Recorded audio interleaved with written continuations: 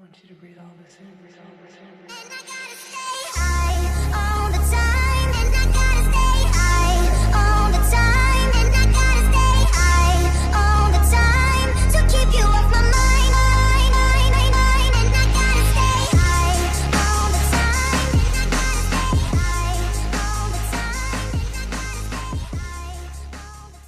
Bonsoir tout le monde, bienvenue dans cette nouvelle vidéo. Je suis Lady, juriste, et aujourd'hui on va s'occuper de l'aspect intellect de Lady. On va s'occuper d'un sujet un peu plus sérieux et sophistiqué.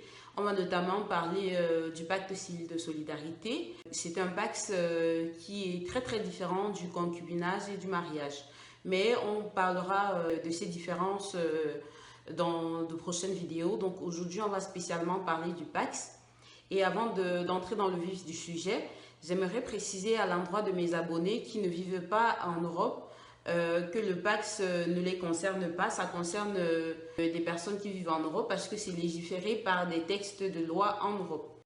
En Afrique, notamment au Cameroun, on n'a pas encore de loi spécifique sur le Pacs, d'autant plus que la loi sur l'homosexualité est toujours en vigueur, notamment la loi qui interdit l'homosexualité.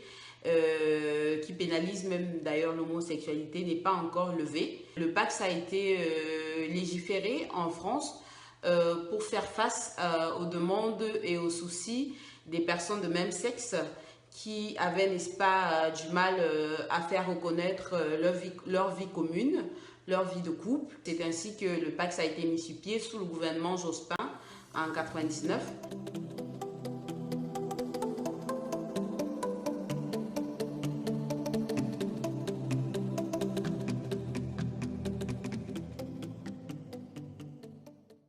Donc, il faut noter qu'en France, il existe 3 modes de conjugalité, donc 3 types de vie commune qui sont légiférés, en fait, qui sont connus socialement, légiférés parce que le concubinage, on ne le connaît pas trop.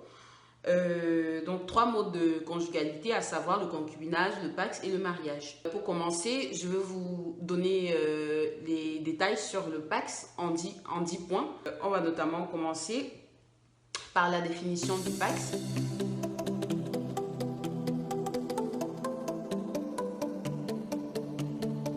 Il faut noter que le Pacs est un contrat écrit entre 2 personnes physiques majeures de même sexe ou de sexe opposé, appelées communément pacsées, dans le but de légiférer sur leur vie en couple ou leur communauté de vie.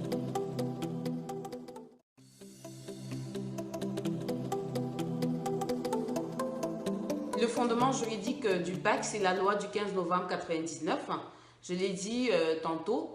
Le Pacs a également été codifié par différents textes, notamment le Code civil, dans ses articles 515, alinéa 1 à 7. En dehors du Code civil et de la loi de 1999, le Pacs est également contenu dans d'autres textes.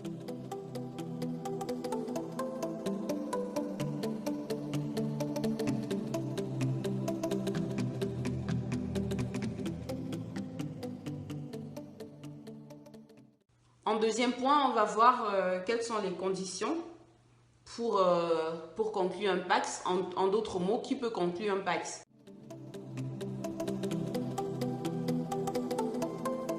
Pour commencer, qui peut conclure un Pacs? Je veux d'abord vous dire qui peut et qui ne peut pas.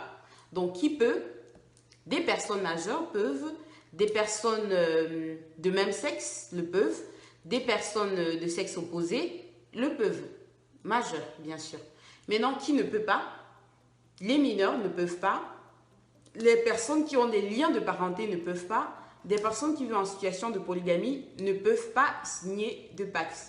Je l'ai dit dans la définition, seules des personnes majeures peuvent conclure un Pacs. Des personnes qui ne vivent pas en situation de polygamie, des personnes qui ne sont pas déjà pacsées ou déjà mariées, des personnes de la même famille ne peuvent pas conclure un Pacs. C'est-à-dire des personnes en situation incestueuse.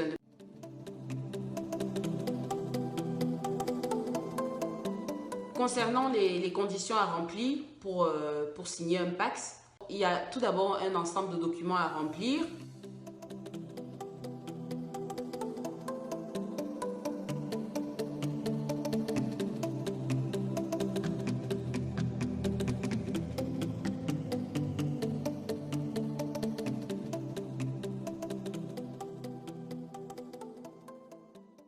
Concernant le régime juridique du PACS, il faut noter que vous pouvez être soumis au régime, vous pouvez opter en fait.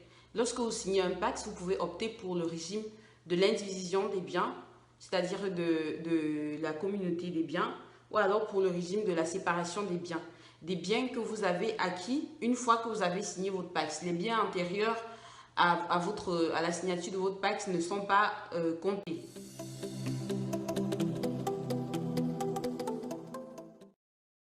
Concernant les obligations du PACS, il faut noter que vous avez une obligation matérielle, donc vous devez une aide matérielle en cas de besoin.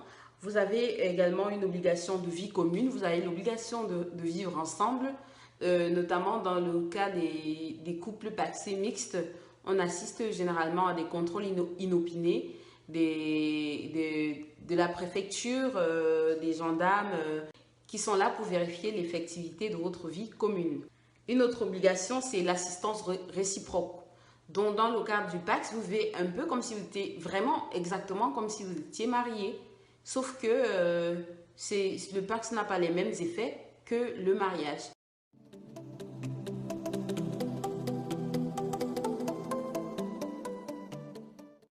Donc, les effets du PACS, il faut noter que vous partagez les dettes liées au ménage. Vous êtes solidairement responsables l'un de l'autre concernant les dettes, à moins qu'il soit prouvé que les dettes ont été exagérées ou que les dettes ne sont pas strictement liées au ménage.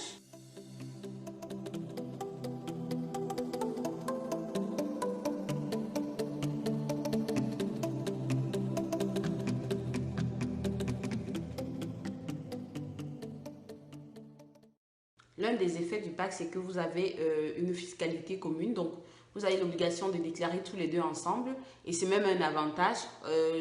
J'y arrive.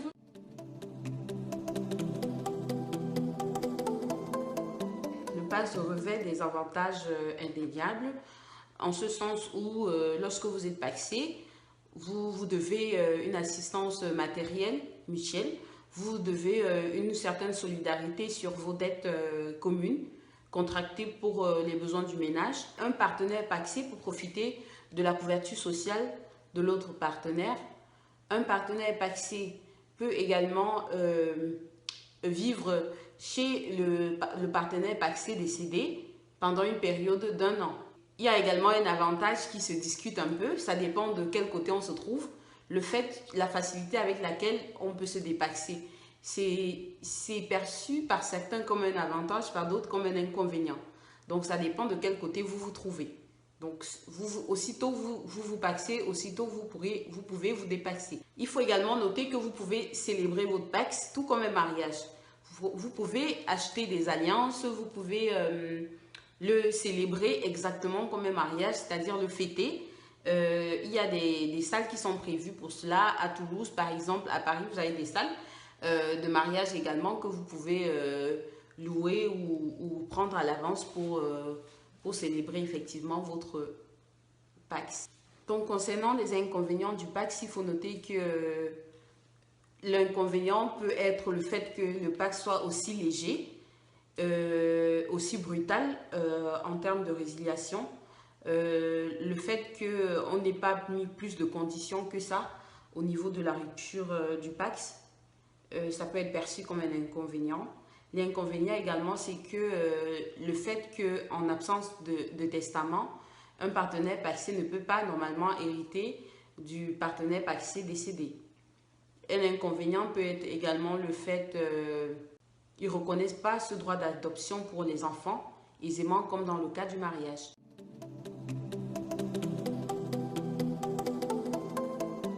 Le PACS s'avère très facile, allégé en termes de conditions par rapport au mariage. Cependant, le PACS comporte néanmoins des pièges qu'il faudrait au préalable savoir avant de s'y lancer.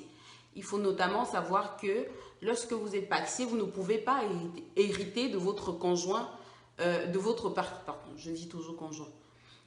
Lorsque vous êtes pacsé, vous ne pouvez pas hériter de votre partenaire pacsé en cas de décès, à moins que vous n'ayez prévu cela devant notaire.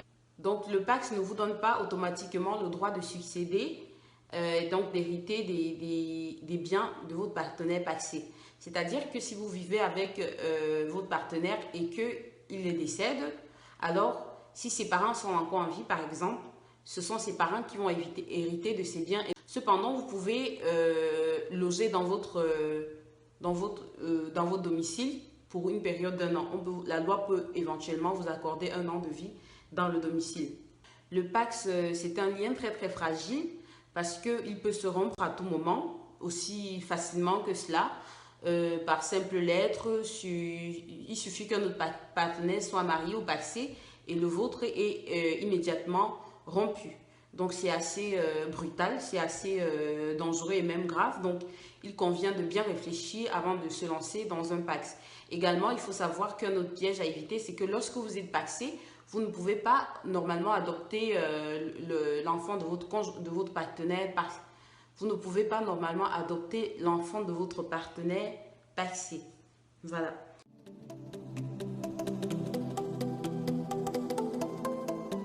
Pour ce qui est de la résiliation du Pacs, il faut noter qu'il existe une résiliation volontaire et une résiliation involontaire.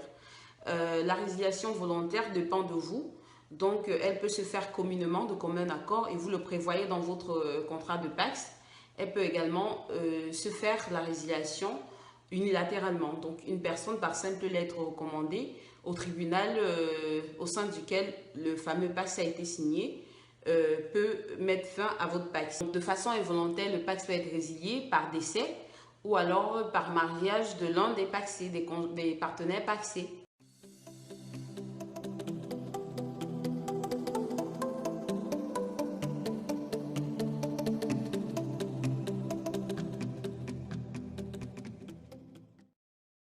Pacs et mariage et concubinage. Donc, vous hésitez entre quoi choisir. Si vous devez choisir entre mariage, Pacs ou concubinage, je ferai une vidéo dessus. On ne peut pas tout rassembler dans une seule et même vidéo, sinon celle-ci sera très très longue. Donc voilà, c'est la fin de cette vidéo. J'espère que je vous aurai apporté quelques précisions, fût-elles minimes, sur la notion de Pacs. Donc voilà, si vous voulez vous paxer, vous avez quelques idées dessus, vous pouvez d'ores et déjà vous lancer. Et voilà. Surtout, n'oubliez pas de vous abonner pour recevoir les prochaines vidéos et pour pouvoir rester en contact avec moi pour d'autres sujets de droit, pour d'autres sujets d'actualité, également pour d'autres sujets de beauté, beauté intérieure, beauté extérieure, sujets minceur, bien-être, bonheur, développement personnel, vie sociale et un peu d'humour, des playlists comme ça. Et voilà. Je vous embrasse très fort, je vous aime, je vous fais plein de bisous. Je vous embrasse, à plus tard pour la prochaine vidéo. And I got